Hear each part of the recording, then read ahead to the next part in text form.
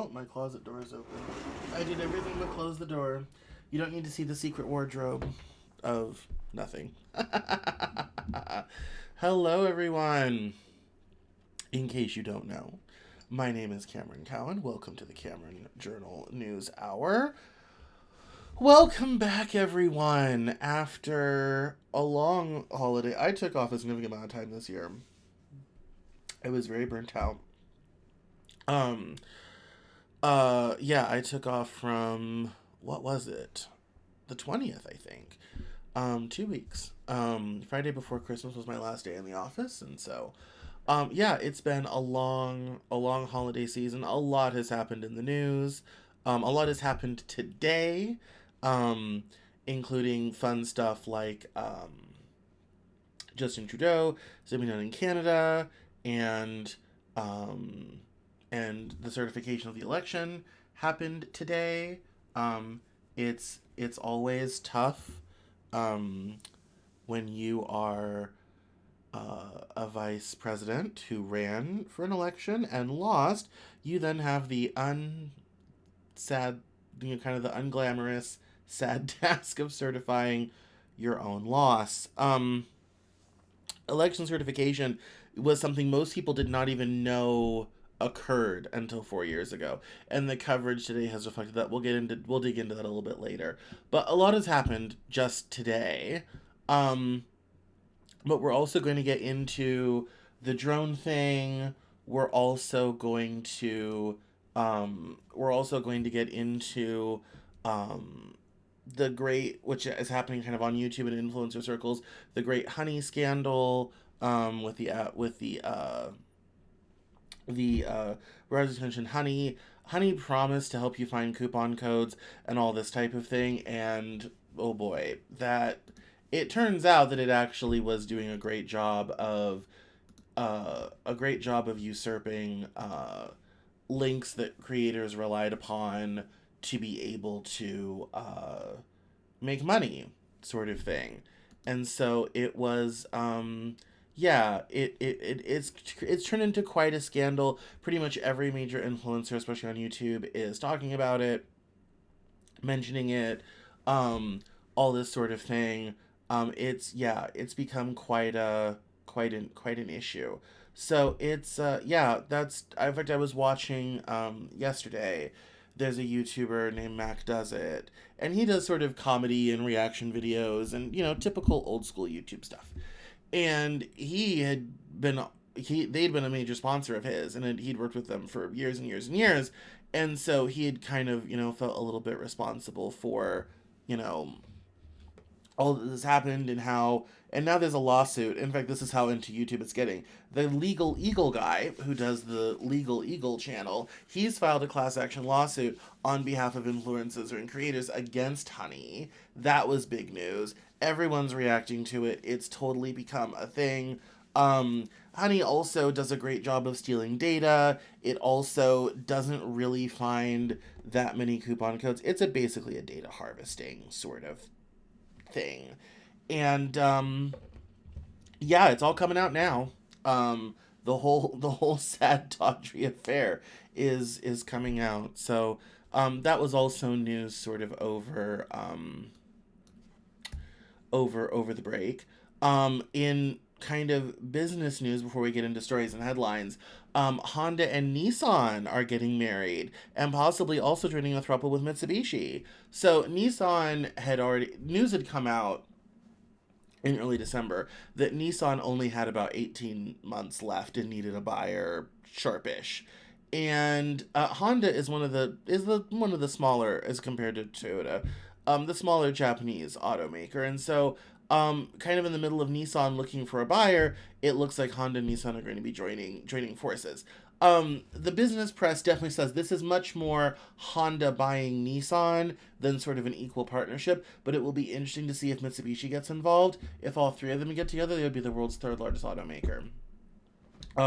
Which could be quite interesting. Honda makes a much better car than Nissan, so if Honda can improve the Nissan lineup in any meaningful way, it would be significant. A lot of people were wondering why Mitsubishi. Mitsubishi is not big in the American market. It is definitely bigger in international markets, especially in Japan, Asia, elsewhere. And this is just a marriage of Mitsubishi Motors. Mitsubishi, the company, is a Zaibatsu. Um, they're a giant company that does everything from investment banking to heavy manufacturing. Most of the frames for Japanese cars are made by Mitsubishi and Mitsubishi Heavy Industries. So it's yeah, it's a lot.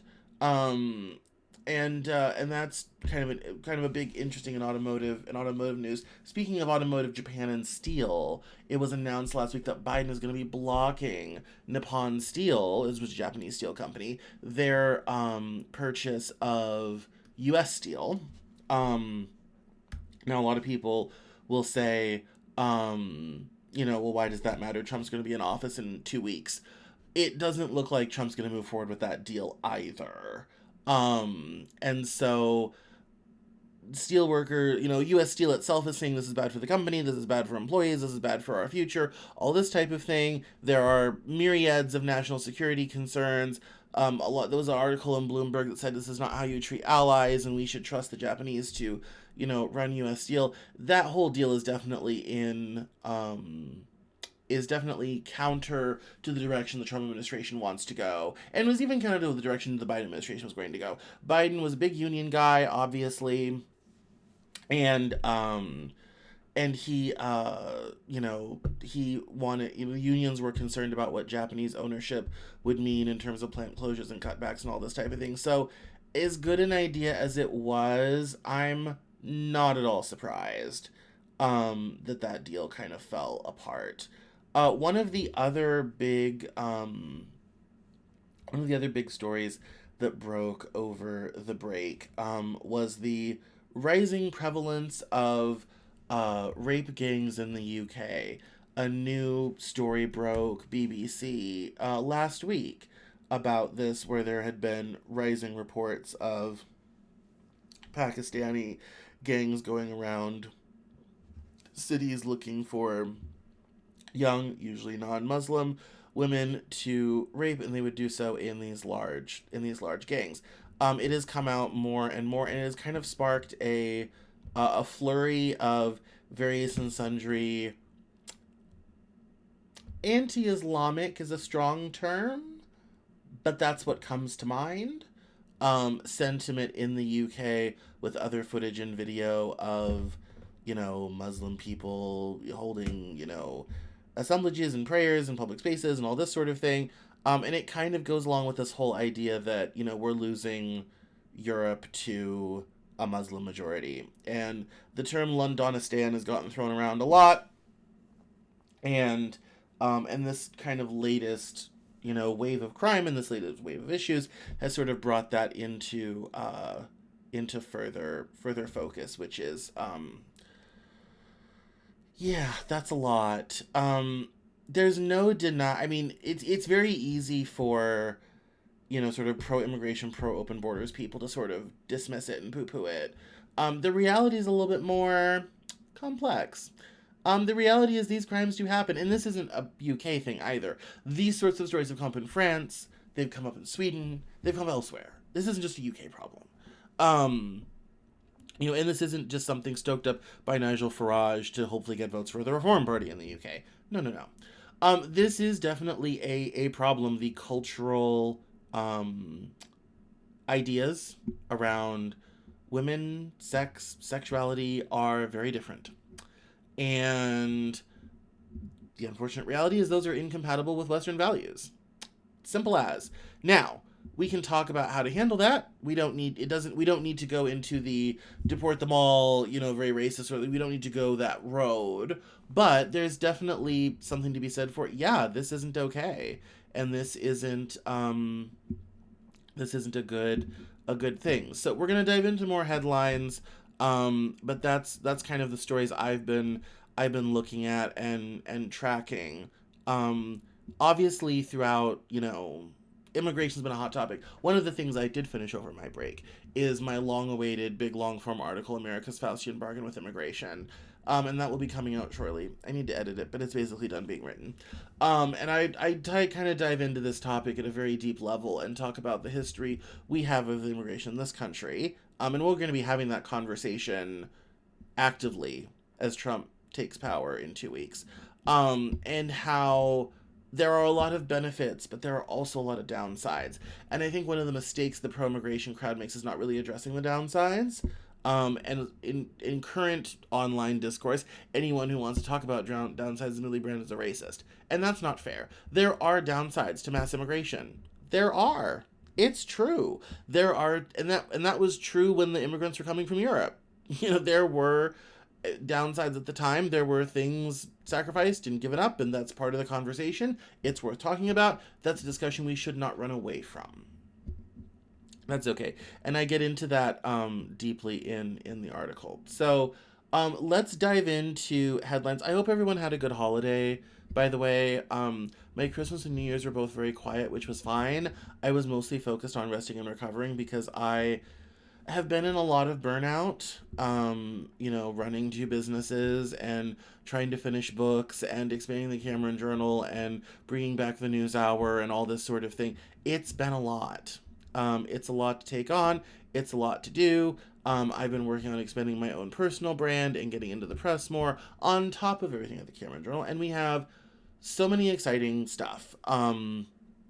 We have a whole new series of articles on philosophy from Dan Sanderson that goes along with his new course, Reimagining Plato, which we will be launching shortly. Where I'm also launching all of my long articles from What the Hell is Going On, put together in a new collection called What the Hell is Going On, because that book is no longer in print, which means I can do with the content as I want to. Yay. So, and there's going to be a series of videos there with that as well. I have a lot of filming to do coming up, which is crazy, but we're going to do it. And then, so there's a lot of great new things happening with the Cameron Journal. If you are not signed up for the weekly newsletter that comes out every Saturday, head over to CameronJournal.com and sign up in the sidebar. Every Saturday, I do a newsletter that announces things from the Cameron Journal. I do kind of a wrap-up of that week's headlines, videos from the week, and it's all delivered right to you. No muss, no fuss, easy peasy. So that's all happening. That's all in progress. So it's going to be a great 2025. I have a lot of confidence in our ability to, move forward and make things happen. And it's going to be great. We're going to have a lot of fun. It's probably going to be a long year. But I think the attitude this time around, especially with Trump 2.0, is going to be very different than Trump 1.0. I think a lot of people are checking out. I think a lot of people are just going to try to get through their lives as best they can. But the reality is a lot of the problems that the Biden administration has are going to be plaguing Trump too. We still have a cost of living crisis. We still have all of these things going on. So, is it new year, new us? It's more like new year, same problems. At least that's the way I sort of see it. So let's dive into the headlines. Let's see here. Here we go. Oop, don't want to start there. Let's start with Canada. So today we got word that Justin Trudeau is stepping down as party leader and prime minister. He's led the country for nearly a decade, and he's announced on Monday that he would step down as Liberal Party leader and prime minister, and that will lead to new leadership in Canada by late March after his party picks a new head. And this is also sort of amidst back and forth with the U.S. about tariffs and also just sort of the ongoing immigration problems Canada's having. It's been a long 10 years of Liberal leadership under Trudeau, and it is now time to move on. And this has been happening all over the world, pretty much everywhere. I think the only people managing to hang on right now is Labour in the UK. Everywhere is going through this right now. There's definitely some names kind of already here. So the new leadership will come from within the Liberal Party until they call another election. So it's going to be one of these 4 folks. Melanie Jolly, Mark Carney, Chrystia Freeland. Oh, sorry, top from clockwise from top left. So Melanie Jolly, Mark Carney, Chrystia Freeland, and Dominic LeBlanc. So those are the four people, according to the New York Times, that are most likely to take over as head of the Liberal Party and therefore Prime Minister of Canada because the Liberal Party holds the majority. Um, it says in Canada's political system, the leader of the Liberal Party, as the head of the largest party in the House of Commons, is also Prime Minister. When Mr. Trudeau's replacement as party leader is chosen, they will assume the position as well. That politician will take the party to general elections to face the Conservatives and their leader, Pierre Poilievre, who are dominating public opinion polls. Elections must be held no later than October, but the government under its new Prime Minister is expected to fall long before then through a vote in the House of Commons. Mr. Trudeau said the Liberal Party would choose his successor through a vote by its members, a relatively small portion of Canada's population. While no one has yet announced their candidacy to succeed Mr. Trudeau, there are some possible contenders, and we just went through those. So that's what's happening in Canada. Now, speaking of politics, let's bounce over here to Bloomberg. Oh, and I have not signed in on this browser. This is fine. It's okay. So, this was just kind of an interesting headline. Speaking of far right parties ascending pretty much everywhere. So, the Austrian far right leader Kickel gets a chance to form a government. Now, here's what's interesting: Austria has not had a government in months, almost a year, and this is basically the third attempt to form a government. And so the far right party has an opportunity if they can unite the right parties in Austria, they may have a chance to form a government. Rumor has it that some of the conservative parties are not interested in forming an alliance with his party, so remains to be seen. But that's what happens in a multi-party democracy. I'll have to sign into Bloomberg on Chrome because I use this for the show. Oh well. Now this one, well, let's not do this first. Let's do this here. I was looking at this all day. This was a scene from the certification of the presidential election, and it's lovely. You know, everybody's there. There was no violence, no issues. It says here lawmakers in Congress officially certified President-elect Donald J. Trump's election victory in a constitutionally mandated joint session on Monday, peacefully performing a basic ritual of democracy that was brutally disrupted 4 years ago by a violent pro-Trump mob inflamed by his lie about a stolen election. Mr. Trump told the radio host he planned to replace the head of the National Archives, the agency that raised alarms about his handling of presidential records. The current National Archivist was not involved in what became a criminal investigation and indictment into Mr. Trump's handling of classified documents, but a letter expressing concerns about his actions was written by your predecessor. A federal judge held Rudolph Giuliani, formerly Mr. Trump's personal lawyer, in contempt of court for failing to cooperate in the handover of $11 million of his personal assets to Georgia poll workers he falsely accused of helping to steal the 2020 election.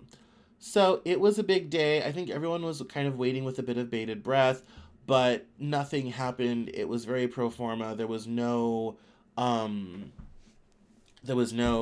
big moments from it all. It was fine. People moved on. Again, before 2020, nobody even realized this was a thing. Like, it was one of those things that only those of us who were really into politics even knew it was a thing, or that its constitution required, or all this type of thing. It only has become kind of publicly known because of the 2021 incident. So, I want to, yes. Oh, this is the thread on the British gang situation. Let's jump into that. So, it's so this is kind of interesting. This is from Charlie Peters, and what did I want to? No, that's not what I wanted to do. And it says so this guy has been sort of covering this scandal sort of thing, and I thought there was more. I thought there was more to this, and there's not. Anyway, I've kind of already explained it. Oh, here it is. There we go. So reports started going as far back as the 70s, and then there was kind of another peak in 2003. I loosely remember that. Um, and so it kind of goes through the history. Um, this was kind of, interesting. It says in 2010 he heard a radio report, he meaning this guy, Andrew Norfolk at the Times, heard a radio report about a grooming gang in Manchester. He sorted through the archives and what he found was a pattern. Since 1997, there had been 17 cases in 13 towns where a group of men had approached a girl on the street and groomed her. Of the 56 convicted, 3 were white and 53 were Asian. 50 of those had Muslim names, most were Pakistani, but when he went to the authorities, they refused to talk. Bernados, the children's charity, told staff not to talk to him. At the time, it seemed like the only prominent people talking about this crisis were right-wing politicians and activists such as Tammy Robinson's EDL. The strategy of the groomers was to pose as a friend or a boyfriend. That's why we call them grooming gangs. They draw the girl into their social circle with gifts and attention. They'd offer them drugs and alcohol, then they'd abuse them. Threats were used against them or their family to control them, and then they'd be passed around the whole gang to abuse. What blew this open was the small town of Rotherham, with its decaying steelworks and beautiful medieval chapel. There, Andrew Norfolk met Jane Sr. She ran Risky Business, a youth project working with children at risk of exploitation. More and more of her work had come to involve abused girls. She was able to introduce Norfolk to victims and their families, but neither the journalist nor the whistleblower expected the scale of the scandal that would emerge. Yeah, and it goes on. There have been investigations in local councils. There was a national report in the Home Office. Um, and people, it's finally basically all coming out. And they kind of show in this map a lot of the Midlands, which is a very poor area, kind of like the Rust Belt of the UK. Um, and it is kind of all finally coming out now, including with threads like these.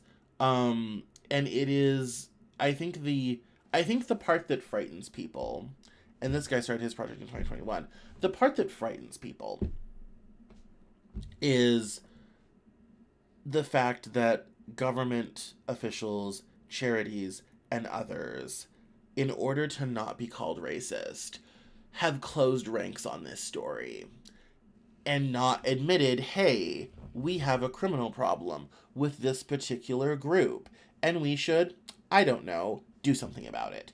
That's the whole thing, the fact that it's happened is bad enough.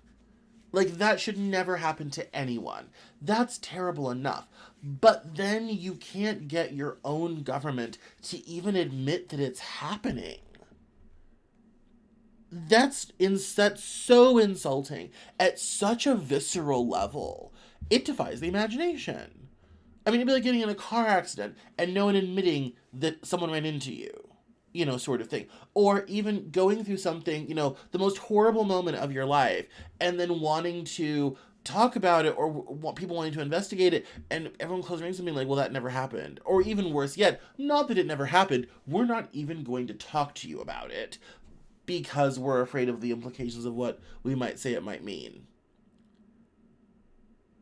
It's inexcusable. I mean, I don't care what you think about immigration or racism or Islamophobia or whatever have you. It's inexcusable. I don't care if these girls are getting taken down by purple people eaters. We would need to go after purple people eaters. Simple as. This is not hard. This is not an issue. And the fact that this has gone on. I mean, again, the history of these grooming gangs in the UK goes back to 1997. There have been multiple reports in the last, checks notes, 28 years of this. The thread finishes with his investigation. And it says here that the years-long investigation shocked me to my core, not just at the scale of abuse or the way it had been covered up, but at the fact it was still going on. After all these years, what the victims were telling me was that the abuse hadn't ended. In some cases, it was actually getting worse, and in many cases, their rapists had been freed from jail after a few years. Imagine that, seeing your rapist walking the same streets as you. And some of them were organized. In some of the places I was followed, the streets were hostile. I'll never forget my first days of investigating and filming in parts of Telford, Rockdale, and Glodwick near Oldham, and it was generally a hostile environment. My small team stood out wherever we went. We were not welcome. We were often speeding out of some places after quickly filming what we needed. Our questions and our presence was not welcome. When we finally broadcast Grooming Gangs, Britain's Shame, I was relieved. It was a big project, and soon after, then Home Secretary Swella Braverman announced a new task force to tackle grooming gangs, our key policy demand in the documentary story. It made hundreds of arrests in its first year, but the battle wasn't over yet. I knew there were far more victims out there whose tales needed to be told. I knew there were far too many rapists released on our streets. And I knew the far left and the Islamists would come for me, of course. They mostly just accused me of being a racist, the same accusation they deployed on everyone else who raised concerns. But this attack just doesn't work anymore. Anyone who wants to call me a racist in response to my reporting can pick a number, get in line, and kiss my arse. I don't care. I've done my homework. Your slander means nothing. Yeah. And that about sums it up, Charlie. Charlie said it better than I could. Absolutely. This is, yeah, the fact that people close ranks and won't even admit that it's a problem is beyond beyond the pale. It's so insulting to every victim, every person, especially women affected by this. It defies imagination. It really does. It absolutely 100% defies imagination, and I can't imagine um what these people, these women, these girls have gone through, and even what he did trying to report it, and everyone accusing it of racism. Absolutely terrible. Absolutely terrible. This is a really great thread. If you want to kind of read more into this, it's long. It's a long ass thread, but it's a good one. Now, let's turn our attention to this story. I found this one over the break on the Daily Caller. We'll do this right now because it's fun. So, people might know, let me catch up if you don't know. In the kind of wake of the Trump election and Elon buying Twitter and it becoming a not so fun place, Bluesky has been launched as a new Twitter alternative, and a lot of liberal and left-leaning people have kind of fled Twitter for Bluesky. Bluesky is actually now more popular than Threads, with hundreds of millions of active daily users. And the Daily Caller accuses it of death threats and fake news. And it says here, left-wing social media users have been departing Twitter en masse for the new Bluesky platform, with many of them lauding it as a kinder, gentler alternative unburdened by the presence of Elon Musk. Users of the new platform, however, are proving to be guilty of the very same behaviors they claim drove them from X in the first place. Bluesky, initially created by Twitter founder Jack Dorsey as a decentralized evolution of his original creation, has evolved into a landing pad for dissenting liberals looking to protest Elon Musk after his 2022 acquisition of Twitter. A who's who of celebrity left-wing journalists, celebrities, and even whole news outlets, Don Lemon, Mark Hamill, and even The Guardian, have departed Twitter in favor of bluer skies. Users of the new platform left Twitter searching for an app free of perceived misinformation, extremism, and bigotry. Mueller, She Wrote, the username for a popular podcast hosted by Allison Gill, posted a conspiracy theory about Elon Musk and the recent drone sightings in New Jersey on the platform on December 15th. And it goes to the tweet, and despite this, Democratic New York Representative Alexandria Ocasio-Cortez, Bluesky's top user, decried both the rampant misinformation and the danger of using X, not Bluesky. Recently took a peek at Twitter, and the disinformation is getting substantially more dangerous, she wrote Monday. Someone could get killed. The tactics of constantly repeating outright lies, targeting specific people, repurposing years-old footage, and presenting them as new is getting into another level. It's scary. However, a cursory perusal of Bluesky shows that outside of rampant misinformation, the platform is also rife with violent threats against Republicans and their allies like Musk. One user appeared to say they wish they had killed Musk when they worked at Tesla. Thinking about how I met with Elon Musk on multiple occasions when I worked for him at Tesla, and how I could have prevented all this if I'd been as brave as Luigi, a user named Jordan posted, referring to the United Healthcare CEO Brian Thompson's alleged assassin Luigi Mangione. But the platform's users will even go as far as to threaten those who aren't right of center, like left-leaning journalist Jesse Singal, who had experienced so many death threats on the platform he wrote an article for the Free Press entitled Bluesky Has a Death Threat Problem. Singal's perceived malfeasance is writing about sex change operations on children, a subject he's been covering for nearly a decade. He argues his reporting isn't far outside of the mainstream, but said he's become, quote, a symbol of bigotry and hatred to a group of activists and online trolls, unquote, because he started pushing back on the trans narrative earlier than most. We're not going to keep going into this. Obviously, this is Daily Caller. We know what their perspective is. This is Shapiro and Company. Whatever. But I thought it was interesting. That's not been my experience on Bluesky, but honestly, knowing how extreme some people on the far left can be, I'm not surprised. I haven't super started using Bluesky. If you want to join me on Bluesky, CameronJournal.bsky.social. Yeah, it was just kind of an interesting thing to read about and some different experiences and how, of course the Daily Caller is going to denigrate sort of thing. It says here, horrifying what's happening on Bluesky. Sociopaths have stirred up a massive smear campaign against journalist Jesse Singal. Hundreds of people are piling on with scurrilous allegations tonight, death threats and doxing. It's depressing. It's depressing. This is honestly, I mean, not to get into it, but honestly, one of my biggest frustrations with, like, especially far left types is that if you don't agree with them, you have a hard time talking to them. Now, I have a hard time talking to Republicans sometimes, and I have close friends who are conservative, and sometimes I'm just like, I'm not doing that today. I have to take a break. Like, I have to maintain my own mental sanity. But there's a certain amount of people who are on social media, they have a platform, they have some followers, whatever have you, but they're deeply unserious on engaging with topics and ideas, engaging with normal people, having a reasonable position, or even understanding why people are mad. One of the articles I also finished over the break is called "Don't Progressives Understand That We're Angry?" And it was a quote a reader sent me a long time ago. And I didn't know how to write about it for a long time, so it just kind of sat in my drafts for a long time, a couple years, I think. And there's definitely a certain din of just not wanting to hear other people's opinions and ideas that is definitely frustrating. Now, I'm not saying you need to expose yourself to stuff all day, every day. There are some stuff that comes out of conservative people's mouths that just drive me over the edge. And there are some times where I choose not to engage on certain topics or with certain people because it just becomes let's poke fun at the liberal guy because he, you're so dumb, you're liberal, and you get a little libtard stuff and all this type of thing. And yeah, I get this on Twitter. I mean, especially I get this on Twitter all the time. All this type of thing. It's incredibly annoying. Um, but it's it for me it's frustrating in that the far left immediately defaults to violence and doxing and smear campaign if you don't agree with a lockstep set of agendas. And if there's one thing I think people need to learn out of all of this is that you cannot play that game. Not all the time.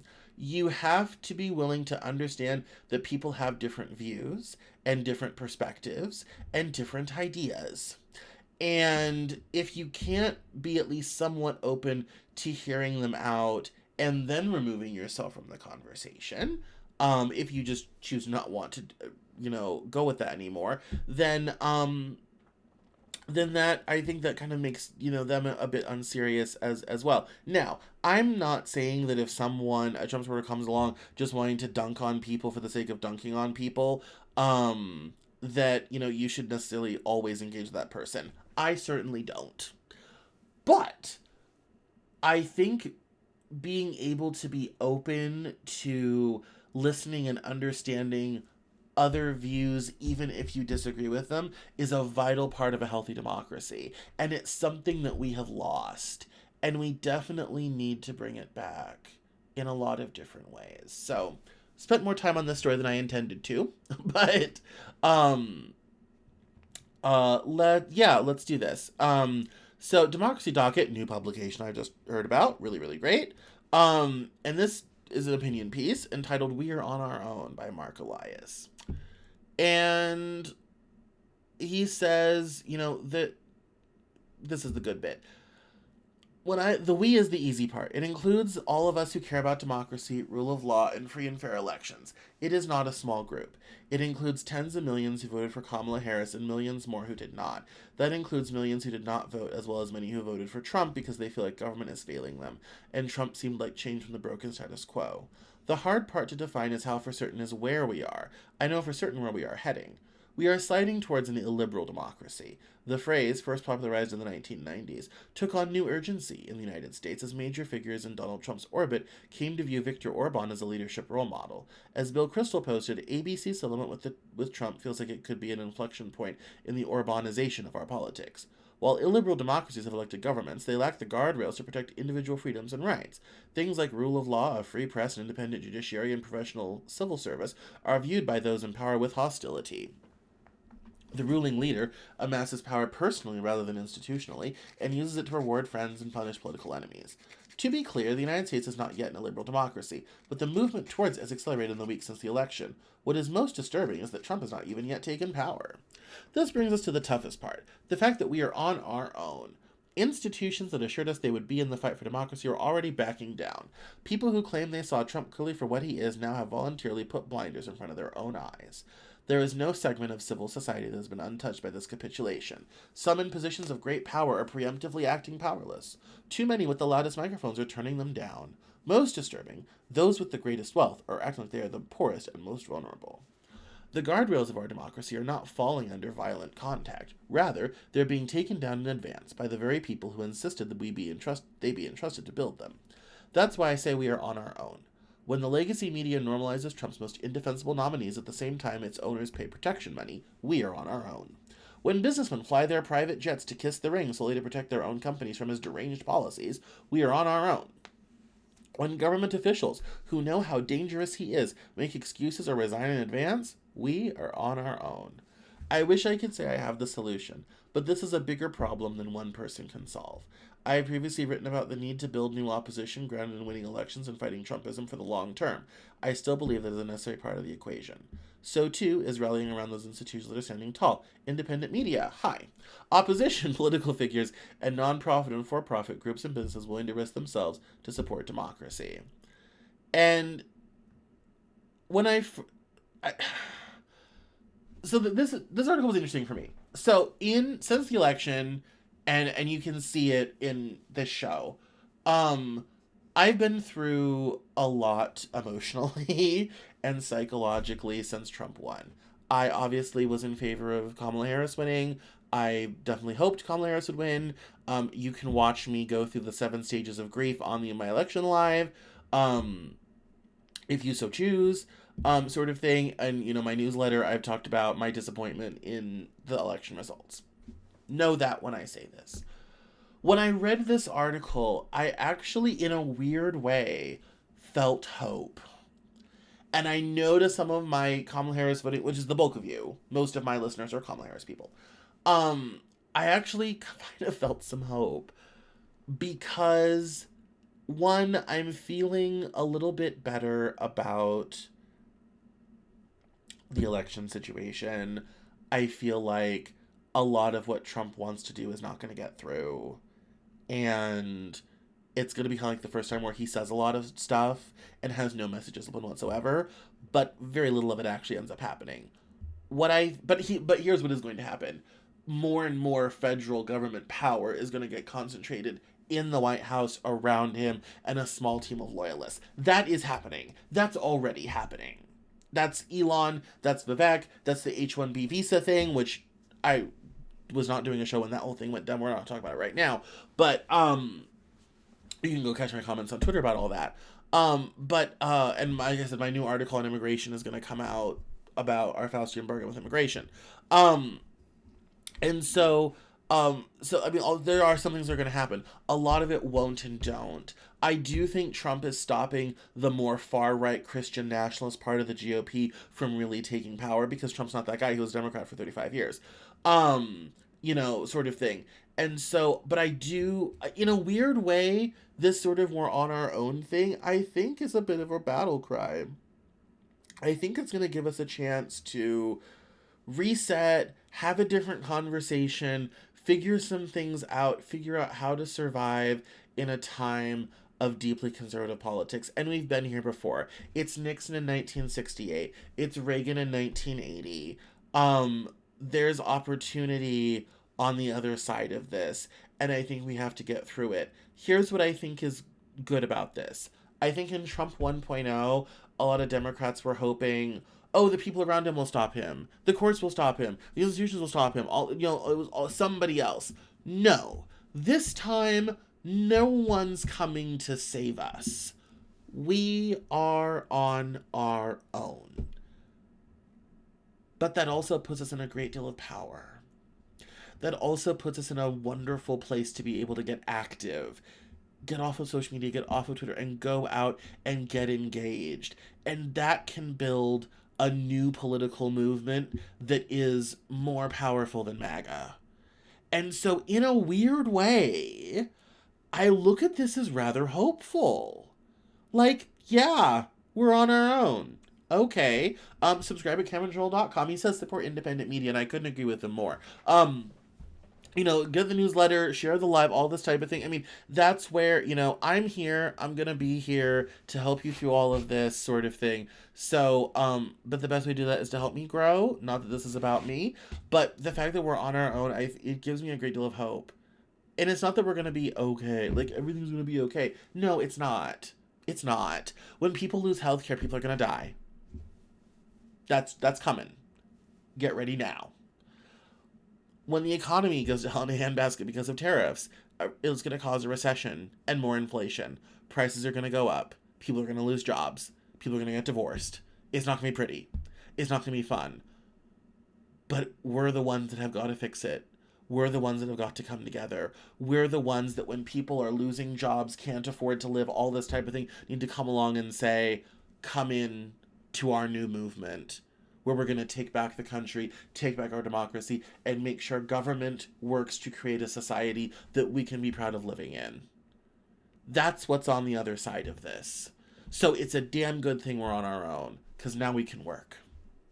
Now that I've done that rant, fun times, actually this is a good follow-up.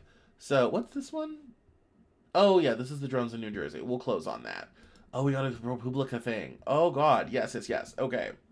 We have so much to cover. It's been a long time. We're going to go over. Okay. Let's talk about the new era of politics, as it goes right with what I was just saying. So, this was from Christmas, Nate Cohn, and talking about whether we're in a realignment or a new era of American politics. And the reason I brought this up is because I really agreed with a lot of what he said. Controversial, I know, because Nate Cohn is not popular, but it says here, long-standing areas of bipartisan consensus have suddenly become fiercely contested. Immigration, free trade, America's post-war alliances, and even America's support for democracy at home and abroad have all become defining conflicts between the two parties during the Trump era, rather than areas of agreement. Yet at the same time, the two parties seem to have reached a truce on the most bitter fights of the Bush-Obama era, like the war in Iraq, Social Security, and same-sex marriage. Much of the Republican Party's old establishment, like the Cheneys, the Romneys, Paul Ryan, is now without a home. At the same time, many former Obama supporters, from Robert F. Kennedy Jr. to Elon Musk, suddenly find themselves near the center of the Trump world. The new partisan conflict has led to very different electoral coalitions. In 2016, Mr. Trump made enormous gains among white voters without a college degree, including in northern states where Republicans had not been able to sustain breakthroughs. Since then, he's made even larger gains among young Black, Hispanic, and Asian voters, and did so by representing everything Democrats thought these groups opposed. After 3 Trump elections, the partisan gap between white and non-white voters is now smaller than at any time since the enactment of the 1964 Civil Rights Act. The partisan generation gap has fallen by 2/3. Perhaps most strikingly, the old class divide between rich and poor and capital and labor has seemingly vanished. The exit polls found Mr. Trump losing voters making over $100,000 a year, while winning among voters making less, including those making less than $50,000. If anything, 20th century fights are emerging as plausible areas of bipartisan consensus, with Republicans were seemingly receptive to labor and spending on infrastructure, while Democrats seem more open to deregulation and supply-side remedies to problems like housing and energy.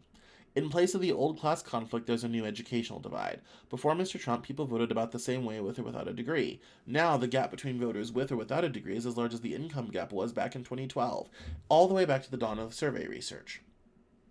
In some cases, Trump-era electoral shifts can be interpreted as an acceleration of longer-term trends. In other cases, they're new developments. Either way, these trends have brought American politics to a very different place. Whether all of this counts as a realignment depends on how one defines the term. A realignment usually means one party obtains a significant political advantage for decades. By this measure, the Trump elections plainly fall short. Republicans barely hold any meaningful advantage. Even if they do, it's not at all clear whether it will even last 4 years. Nonetheless, the Trump elections have two features of a realignment. They changed the basic political conflict between the two parties. They led to corresponding changes in the two coalitions. These changes aren't minor, and they're not just because of the singular force of Mr. Trump either. Like previous realignments, it's part of a broader political change occurring across Western democracies, where the remnants of the old industrial political order is being supplanted by something different. In country after country, the parties of the old industrial left, like Labour in Britain or the Socialists in France, have bled working class support to a new kind of conservative populism, driven by a new set of issues like immigration, trade, and national sovereignty. These issues don't fit on the old left-right ideological spectrum. In fact, many right-wing parties now embrace the welfare state. In each case, however, populist conservatives argue that elites have used democratic and transnational institutions to advance their own interests and causes at the expense of ordinary people. These political movements have thus far struggled to build lasting political majorities, but their critique has nonetheless been the most potent message in politics. The parties of the center-left, on the other hand, increasingly depend on the support of a new class of affluent college graduates. These parties may still yearn to champion the working class, but this hasn't been their animating force for decades. Instead, they draw their energy from idealistic, college-educated progressive activists, whose cultural and economic views often alienate working-class voters. Even when these parties do aim to help working-class voters, their policies don't pack an electoral punch. Instead, their electoral fortunes depend on forming coalitions with classically liberal but traditional conservatives who oppose the populist right on trade, immigration, foreign policy, and democracy. And he goes on for a little bit, but that was the important bit. I think the age of the industrial right-left thing is probably on its way out. I think the divide is definitely going to be about, how would I phrase this? Gentry versus cosmopolitan? Does that make sense? Rural versus city versus rural? That sort of, those different cultural tradition versus progress sort of thing. And it will cross income sort of thing. Those I think are definitely the kind of the flags are moving right now, and it's, there's kind of the one side that is, lives urban, is educated, sort of thing, and lives exurban, rural, is not educated, sort of, and so the flags are moving. But I found this incredibly insightful from Nate Cohn. This is on the Tilt newsletter on the New York Times, and I thought, yes, we are in a new era of American politics. Populism is so dangerous, it's not even funny. But populism is definitely a thing. It's incredibly dangerous. I can't overstate how dangerous populism is. But that, I think, is the future, especially as people on the left demand more and more populist rhetoric, i.e. Bernie Sanders, to counter the right's populist rhetoric. And this manifests itself as, yeah, we shouldn't be in a part of a globalized economy, which I don't even know how we extricate ourselves from that. No, we need to have, get rid of these trade deals and, bring it home and make it here and all this sort of thing. I don't think anyone wants to deal with the decline in the standard of living required to do that, because everything is predicated on low-cost labor from Asia. But that's certainly the mood of the country right now. And I think that's where the new, facing outward versus facing inward, America first sort of thing happens. And it's very reminiscent of the 1920s. And in some degrees, we've elected our Calvin Coolidge in the form of Mr. Trump. Whether he'll go on to be a Mr. Hoover is another question altogether. But, okay, so two big things at the end. I want to get into this first before we get into the ProPublica thing about the militias. So, this is from Colin Rugg. He does this thing called Trending Politics. And according to him, Sam Shumate got an email from Matthew Livlisberger. He is the perpetrator of the Tesla Cybertruck explosion at Trump Tower in New Orleans. Now, we had 2 attacks recently, in case you hadn't heard. One in New Orleans was the exploding Cybertruck, And this guy has supposedly sent in an idea. Uh, so according to Little'sberger, before the explosion, he sent in this note saying that the drones were using gravitic propulsion, and it says here. Um, before I read this, I have not verified this. Neither has Colin Rugg. No one knows where this comes from. We're all believing Sam Shoemate. So, if this later comes out to all be a pile, I've said it here. Bear that in mind. Now, says here, what we've been seeing with the drones is an operational use of gravitic propulsion systems powered aircraft by most recently China and the East Coast, but throughout history. The US, only we in China have this capability, but our open location for this activity is in the box below. China has been launching them from the Atlantic from submarines for years, but this activity recently has picked up. As of now, it's just a show of force that they're using it similar to how they used the balloon for SIGINT, Signals Intelligence, and ISR, which are also part of the integrated comms system. There are dozens of those balloons in the air at any given time. The so what is because of the speed and stealth of these unmanned drones. They're the most dangerous threat to national security that has ever existed. They basically have an unlimited payload capacity and can park it over the White House if they wanted. It's checkmate. USG, US government, needs to give a history of this, how we are employing it and weaponizing it, how China is employing them and what the way forward is. China is poised to attack anywhere on the East Coast. I've been followed for a week now, likely from Homeland or FBI, and they're looking to move on me and are unlikely going to let me cross into Mexico, but won't because they know I'm armed and I have a massive VBIED. That would be the bomb he used. I've been trying to maintain a very visible profile and have kept my phone, and they're definitely digitally tracking me. I have knowledge of this program and also war crimes that were covered up during airstrikes in Nimruz province, Afghanistan in 2019 by the admin, DoD, DEA, and CIA. I conducted targeting for those strikes for over 125 buildings that killed hundreds of civilians in a single day. U.S. FORA continued strikes after spotting civilians in the initial ISR and was supposed to take 6 minutes and scramble all aircraft in CENTCOM. The UN basically called these war crimes, but the administration made them disappear. I was part of that cover-up with U.S. FORA and Agent blank name of the DEA, so I don't know if my abduction attempt is related to either. I worked with Jen Miller's 10 staff on this as well in the response to Mala Brigade. He was commander at the time, so can validate this. You need to elevate this to the media so we can avoid a world war because this is a mutually assured destruction situation. For vetting, my LinkedIn was neither Matt Berg or Matthew Libbesberger, an active duty 18Z. Out of one time my profile is public, I have an active, yeah. So, and this was all talked about on this show, and people have talked about the fact that, it came from Proton Mail, and it could, be fake, and that's why I said, I think this is interesting, I think this is frightening, it could all be complete BS. Let's just say it could be. Let's just know that, and go from there. So let's just bear that in mind. But if any of this is true at all, this is a huge problem. Absolutely massive problem. And especially as someone who lives on the East Coast. Yikes. Huge issue, huge problem, super sucks.